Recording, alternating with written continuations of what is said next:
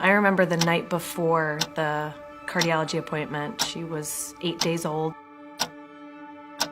I remember coming in the gym and then I heard that someone had collapsed. The nurse came in and ran the EKG, and I remember her saying, "This seems a little high." I saw he was a young man. I knew it was an emergency. The doctor walks in and he listened and looked, and that was when we knew something was wrong. He wasn't breathing and I felt for a pulse and he had no pulse and started CPR. Her pediatrician had heard a heart murmur. Unknowingly, I asked the cardiologist, "What about the heart murmur?" And he looked at me and he says, "At 250 beats a minute, only God could hear a heart murmur." It's still like a slow motion thing that people say when things like that happen. Time kind of stands still.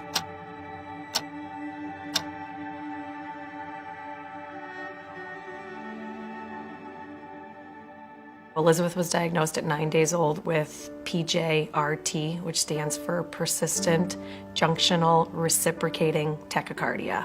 Her heart races due to an extra tissue that she was born with, and it just wouldn't stop without proper medication. Dr. Snyder had said that it would take some time to find the proper cocktail of medications to get her heart where it needed to be at a regular pace. I can still hear the alarm on her monitor in the NICU. Every time she got in tachycardia, the alarm would go off. And to this day, I can still hear that same alarm, because for 12 days, it went off constantly. 911, what is location of your emergency? Planet Fitness in the Menor Mall. There is a man that's unconscious. Okay. We're trying to give him CPR, and we need someone here quick. There was a gentleman who came around and introduced himself and told me he was a paramedic and asked me how he could help. I applied the AED while Kathy was doing chest compressions. Sure enough, it said shock advised and pushed the shock button. It all happened pretty quickly, probably within a minute or two after me starting. Days turned into weeks and weeks turned into months. It was 3 medications, 3 separate times a day. Her longest break when we first brought her home was 4 hours. This is your daughter and you're gonna do what you have to do. There were moments of just terror, and I remember trying to beg and plead with God to help me out. His phone had kind of fallen out of his pocket, and I saw the phone with his 2 little daughters, and I was like, this guy has to make it. 2 beautiful kids, and you're young, so you've got a good life ahead of you, and you need to be here. We finally got to a point where she was ready for her surgery.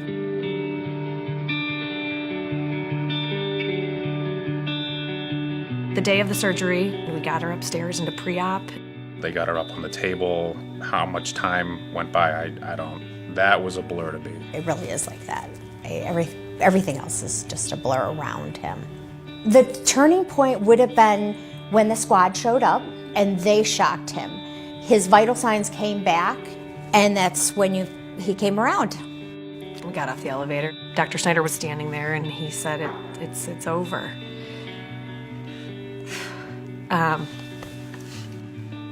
We always knew it was going to be over. I never dreamed that she would be on medication her whole life. I always knew in my heart that he was going to do exactly what he said he was going to do.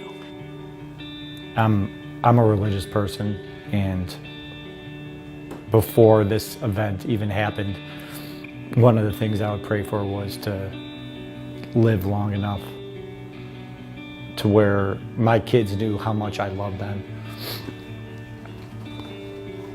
So God's answered my prayers.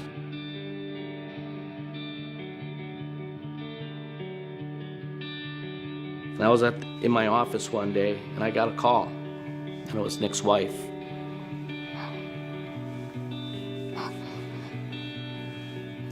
They both sat there and just wept for a while, and they started talking about his kids and how thankful she was that where he was that day instead of being at home. It was probably in hindsight, probably the best thing that could have happened to him.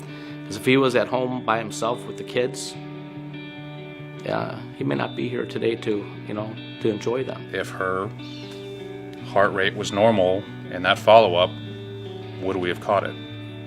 It was that moment that just, by the grace of God, we were there and they caught it.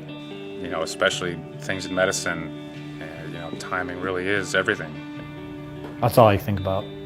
It's time. Me and my wife like to talk about our kids and what we have to look forward to when they're older. That every day is a memory. A year has passed and I am ready for another year. And 2 and 3 and 4 and 5. As the saying goes, the days are long, the years are short. We've gotten a dose of that, being that she's almost 5.5, but we've been given the gift of time. It could have been different. I used to have a bump-tickle, Dr. Chris. Breaks my heart. What would her prognosis have been if this were the 1960s, the 1970s? Even 10 years ago, without that research, without the doctors learning something new every single day, a new procedure, and through research, that's the only way I think those discoveries are made.